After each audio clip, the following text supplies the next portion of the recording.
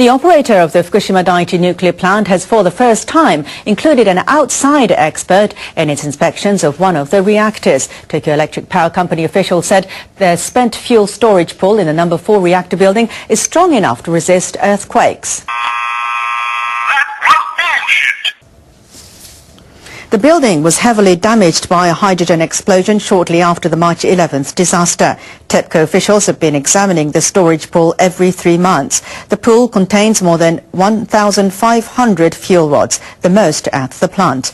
TEPCO officials said the latest inspection found that the pool had not tilted. They also said no major change was seen from measurements taken in November in the size of a bump in the western wall believed to have been caused by the blast. TEPCO officials said the latest inspection found that the pool had not tilted. They also said no major change was seen from measurements taken in November in the size of a bump in the western wall believed to have been caused by the blast. TEPCO allowed only one outside expert to join and did not release the name of the person. TEPCO allowed only one outside expert to join and did not release the name of the person. A section of roof at the Chernobyl nuclear complex has collapsed, prompting workers to evacuate. Ukrainian authorities say no one was injured, and they say there were no leaks of radiation. Officials say a 600 square meter section partially covered the turbine hall. Workers built it after the nuclear disaster in 1986. It gave way under the weight of heavy snow. Contractors are building a new protective structure to cover the number 4 reactor about 150 meters away. Foremen for a French construction company pulled out 80 workers as a precaution. Experts are concerned the concrete and metal structure built after the disaster is too old to contain the radiation inside the reactor. And the jury is still out on whether faults also pose a threat to the country's only 2 operating reactors. Geologists are preparing to dig some more at the Ohi Nuclear plant in central Japan in the hope of finding more conclusive evidence. Experts from the Nuclear Regulation Authority have twice since November examined trenches at the Ohi plant. They remain divided over whether fissures found at the site are active faults or the result of landslides. The regulators asked the plant's operator to dig a new trench closer to the reactors. Engineers with the utilities say they will inspect underground layers and report their findings by mid-July. The regulators say they're ready to order a shutdown of the plant if the presence of an active fault is confirmed.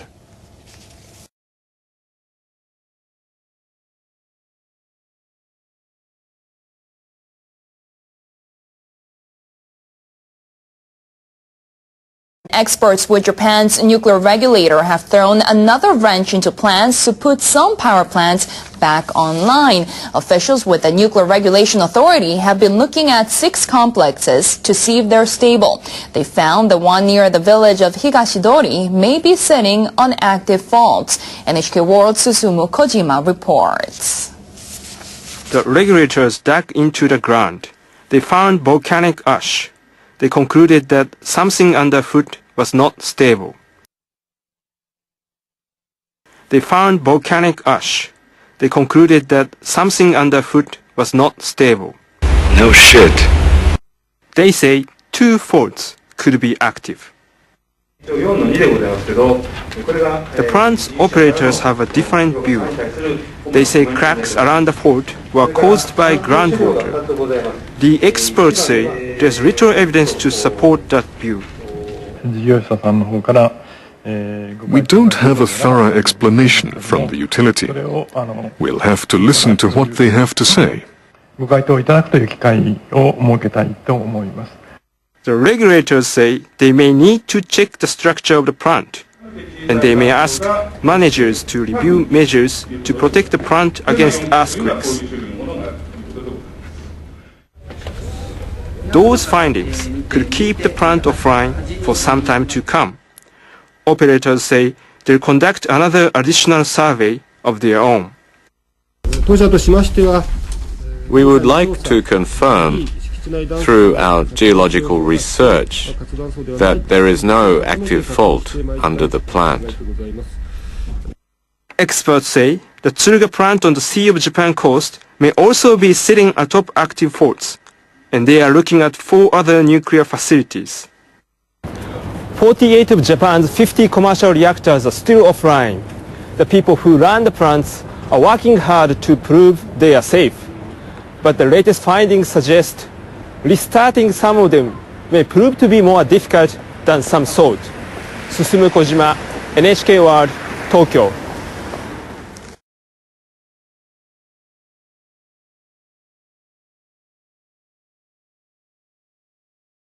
People in Japan's northernmost island say they don't want a nuclear plant near them. Hokkaido residents asked the government to stop building a facility. Electric Power Development Company, or J-Power, is constructing the plant in Oma on Japan's main island. The town is 23 kilometers by sea from Hakodate in Hokkaido. Work was stopped after the 2011 quake. It was resumed in October 2012. Heads of Hakodate and 5 of the cities submitted the request to the central government. I don't think there's any need for the construction to go forward. The mayor also said people are worried about the safety of the plant because it's just across the water. City officials say they're considering filing a lawsuit to demand a stop to the construction. John Kerry is just settling into his job as U.S. Secretary of State, but he's wasting no time demonstrating his leadership. Scientists in North Korea staged another underground nuclear test earlier this week. Now Kerry is urging world leaders to mount a strong, credible response. North Korea's nuclear weapons and ballistic missile program are a threat now to the United States of America because of what they are pursuing specifically, as well as to global security and peace. Kerry says he's also concerned about the nuclear program in Iran. He says Iranian and North Korean officials have cooperated on nuclear development. He says the international community must agree on what he called a swift, clear, and strong response to the test. Kerry has reached out to his counterparts in a number of countries. He says he's pushing for new sanctions at the United Nations Security Council. In a related story, the National Intelligence Estimate on Iran this week concluded that Iran probably did once have a plan to develop a nuclear bomb, but halted this in 2003 and had not restarted it by mid-2007. There was an important proviso. We do not know whether it currently intends to develop nuclear weapons. Defense experts are examining the data to try to understand what advances the North Koreans made with their technology. Chiaki Akimoto heads the Japanese Bureau of the Royal United Services Institute for Defense and Securities. He says there's a clear link between the nuclear and missile programs. We have no information about the exact size of the device. But if these claims are correct, it could mean North Korea has tested a warhead to be mounted on a ballistic missile. Large nuclear weapons released from planes aren't considered such a big threat because of advances in anti-aircraft weaponry. But ballistic missiles are more difficult to shoot down, so they give nuclear warhead a strategic importance. That's why North Korean scientists are working on 2 levels, developing ballistic missile technologies and the capability to arm them with a nuclear warhead. Each of the previous nuclear tests in 2006 and 2009 occurred after the launch of a TEPCO ballistic missile. And this time again, the nuclear test comes just 2 months after missile launch. One of the most difficult aspects of nuclear missile technologies is to develop a warhead that weighs less than 1 ton. This makes plutonium a more suitable material because it requires a smaller critical mass. By claiming success in detonating a more compact nuclear device, North Korea's leadership has made it clear it is seeking to develop a warhead for a missile. Given the limited amount of information available about the latest test, it's too early to rule out the possibility of a uranium bomb. As I just explained, plutonium is a better candidate for a compact warhead, but it has several disadvantages. One is the complexity of the trigger to detonate the device. The other one is the reliance on the nuclear reactor from which to extract the plutonium, which make a weapons program more difficult to conceal. A uranium weapon, on the other hand, requires a more simple detonator, and this material can be enriched underground in more secretive facilities. As early as the 1990s, North Korean scientists acquired uranium enrichment technologies through Pakistan. Since then, North Korean scientists have attempted to shift their emphasis from plutonium to enriched uranium weaponry. North Korea already has an arsenal of medium-range ballistic missile, the Nodon. Once it develops a compact warhead, it will move significantly closer to being able to deliver nuclear warhead over Japan. And it won't be long before it can mount such a warhead on a missile capable of reaching the United States. In such a situation, North Korea would pose a threat not only to the Northeast Asia, but to the entire Asia-Pacific region. Prime Minister Shinzo Abe is going to ask President Barack Obama to permit shale gas exports to Japan.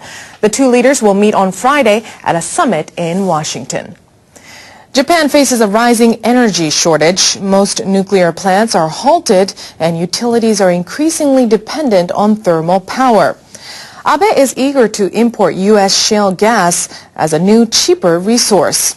But the Obama administration is limiting its shale gas exports to U.S. free trade partners only. That's to avoid pressure on domestic fuel prices. Non-free trade partners like Japan must go through a government screening on a case-by-case basis. I appreciate the tenor of the conversations. I think it will actually yield results before the end of the year, and I look forward to continuing this dialogue in the months ahead. Thank you very much, everybody.